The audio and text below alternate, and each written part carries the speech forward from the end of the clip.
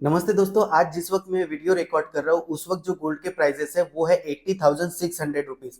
और ये जो गोल्ड के प्राइजेस है ये 999 गोल्ड के प्राइजेस है, फिजिकल गोल्ड के प्राइजेस है। हो सकता है आपके एरिया में गोल्ड के प्राइजेस जो है थोड़े बहुत कम या ज्यादा हो, क्योंकि ये जो गोल्ड के प्राइजेस है ये मुंबई के गोल्ड के प्राइजेस है। और आज जो डेट है वो है 19 जनवरी 2025 और मार्केट में मचा हुआ है हाहाकार। और ये हाहाकार क्यों मचा हुआ है? डोनाल्ड ट्रंप आने वाले हैं इसके लिए। किसी को कुछ नहीं पता कि गोल्ड के प्राइसेस अब कहाँ जाने वाले हैं, लेकिन हम लोग आज की इस वीडियो में ये डिस्कस करेंगे कि ट्रम्प के आ जाने की वजह से ऐसा क्या हो रहा है जिसका प्रभाव जो है गोल्ड के प्राइसेस के ऊपर पड़ सकता है और गोल्ड जो है काफी हद तक हम लोगों को महंगा होता हुआ दिख सकता है और कितना महंगा हो सकता है। लेकिन उसके पहले अगर आप लोग चैनल पर नए हैं तो चैनल को जो है सब्सक्राइब कर लीजिए। तो देखिए दोस्तों, डोनाल्ड ट्रंप कल यानी कि 20 जनवरी को जो है अपना शपथ ग्रहण करेंगे। शपथ ग्रहण के बाद में उनकी जो है एक स्पीच आ सकती है और उस स्पीच में वो क्या बोलेंगे ये सबसे महत्वपूर्ण रहेगा। उसी के ऊपर जो है मार्केट जो है रिलाई करेगा। अब ट्रंप के आ जाने की वजह से ऐसा क्या हो रहा है कि गोल्ड के प्राइसेस में अचानक जो है बहुत बड़ी तेजी हम लोगों को दिखाई दे रही है। और ऐसा क्या कहा है ट्रंप ने?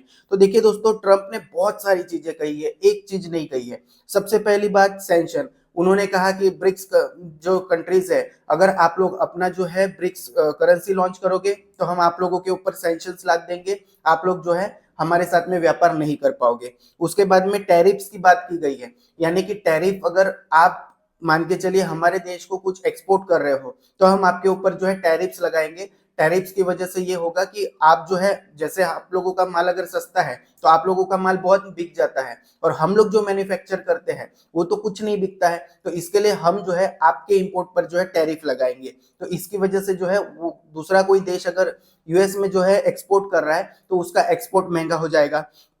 इसके बाद में इमिग्रेंट्स जो है उनको हटाने की बात कही गई है कि बहुत सारे इलीगल इमिग्रेंट जो है अमेरिका में जाके रहते हैं और उन लोगों को सेना की मदद से जो है निकाल फेंकने की जो है बात हुई है। इसके बाद में अगर बात करें ग्रीनलैंड और कनाडा को कब्जाने की, कि हम लोग ग्रीनलैंड को हमारे अंदर ले लेंगे, चाहे खरीद ले चाहे किसी भी तरीके से ले ले। उसके बाद में जो है कनाडा को जो है हमारे अंदर जो है मर्ज कर लेंगे। इवन टू भी ये इतनी सीरियस बात है दोस्तों कि जो कनाडा के प्रधानमंत्री है उनको भी जो है अपनी सीट छोड़नी पड़ी। प्रधानमंत्री या प्रेसिडेंट जो भी है उनको भी अपनी सीट जो है छोड़नी पड़ी। उसके बाद में अगर हम लोग बात करें पैनामा कैनल की, तो पैनामा कैनल को भी जो है बनाया तो अमेरिका ने ही था, लेकिन उसको जो है पैनामा को दे दिया था, लेकिन अब फिर से जो है उससे रिटर्न लेने की जो है बात हो रही है। उसके बाद में यूके की प्राइम मिनिस्टर को इस्तीफा देना पड़ा है। तो कुछ कॉन्फ्लिक्ट्स है जो वो जो है क्रिएट करना चाहते हैं और इन कॉन्फ्लिक्ट्स की वजह से जो यूरोपियन कंट्रीज है इनके बीच में भी आपस में कॉन्फ्लिक्ट हो सकता है। उसके बाद में नाटो जो कंट्रीज है या फिर नाटो जो संगठन है उसमें हर कंट्री को अपनी जीडीपी का 2% जो है देना कंपलसरी करेंगे। अगर कोई देश अगर नहीं करता है तो फिर अमेरिका अपने आप को पुल आउट कर लेगा नाटो से। तो ये एक बहुत बड़ी बात होगी। नाटो कंट्रीज क्या है मैं आप लोगों को कई बार बता चुका हूँ, आज अगर बताऊंगा तो वीडियो लंबी हो जाएगी। उसके बाद में जो है ये जो कॉन्फ्लिक्ट वगैरह की ये सारी बातें हैं, ये एक चीज के ऊपर जो है हम लोगों का इशारा लेकर जाती है। वो चीज क्या है कि शेयर मार्केट, दुनिया भर के शेयर मार्केट में इंस्टेबिलिटी रहेगी। क्यों? क्योंकि डोनाल्ड ट्रंप आके कब क्या बोल दे और जिसकी वजह से जो है शेयर मार्केट में उसका प्रभाव पड़े, ये हम लोगों को देखने के लिए मिल सकता है। इसकी वजह से बहुत सारे इन्वेस्टर जो है शेयर मार्केट में तो अपना पैसा डालेंगे ही डालेंगे, साथ ही साथ गोल्ड में भी अपनी जो है होल्डिंग्स रखेंगे। इसकी वजह से गोल्ड के प्राइसेस अभी हम लोगों को इससे नीचे के लेवल पर आने की संभावना बहुत कम दिखाई देती है। इसके बाद में एक और चीज है, मंडे को जो है चाइना का जो बैंक है, जो मेन सेंट्रल बैंक है उसका जो है एक डेटा आने की संभावना है और हो सकता है चाइना में इंटरेस्ट रेट जो है बढ़ जाए।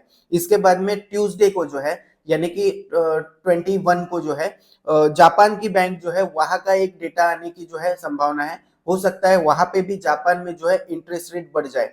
तो चाइना की अगर बैंक है तो उसका तो बहुत ज्यादा प्रभाव पड़ नहीं सकता, लेकिन जापान की बैंक में अगर इंटरेस्ट रेट बढ़ते हैं तो इसका जो असर है पूरी दुनिया पर पड़ता है। क्यों?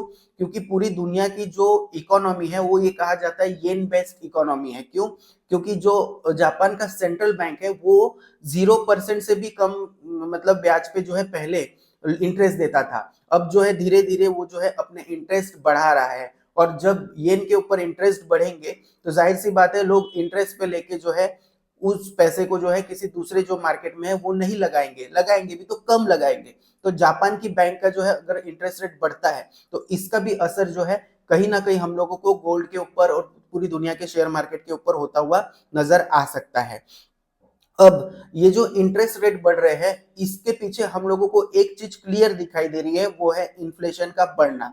और जब जब इन्फ्लेशन बढ़ता है तो इन्फ्लेशन को बीट करता है गोल्ड, और गोल्ड अगर इन्फ्लेशन को बीट करता है तो जाहिर सी बात है इन्वेस्टर गोल्ड में जो है अपना इन्वेस्टमेंट रखेंगे ही रखेंगे। तो दुनिया भर में ये जो अनसर्टेनिटीज जो बनी हुई है कि कभी भी कुछ भी उठ के हो सकता है, इसके लिए इन्वेस्टर जो है गोल्ड में इन्वेस्टमेंट अपना जो है रख रहे हैं।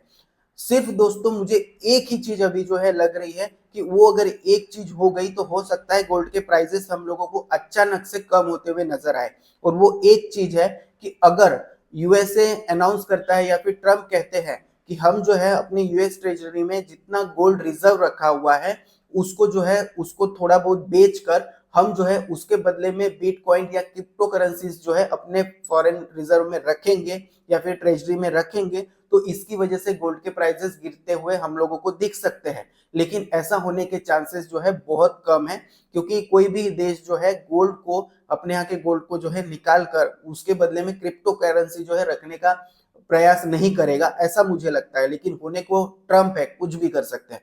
तो दोस्तों ये था आज का एनालिसिस, और हम लोग जो है आज के एनालिसिस की वजह से ये समझने के पॉइंट पर आ गए हैं कि गोल्ड के प्राइसेस जो है मुझे कहीं ना कहीं अगले 1-1.5 महीने में जो है 85,000 के आसपास जाते हुए दिख सकते हैं। हो सकता है दोस्तों ऐसा हो, लेकिन मैं ये 100% दावे के साथ नहीं कह सकता, क्योंकि मैं आप लोगों के लिए ये वीडियोस जो है एजुकेशनल पर्पस के लिए बनाता हूँ। अगर ये वीडियो आपको पसंद आया हो तो इसको लाइक कर दीजिए, दोस्तों के साथ शेयर कर दीजिए, और चैनल पर नए हैं तो चैनल को सब्सक्राइब कर दीजिए। आज के लिए बस इतना ही। Thank you.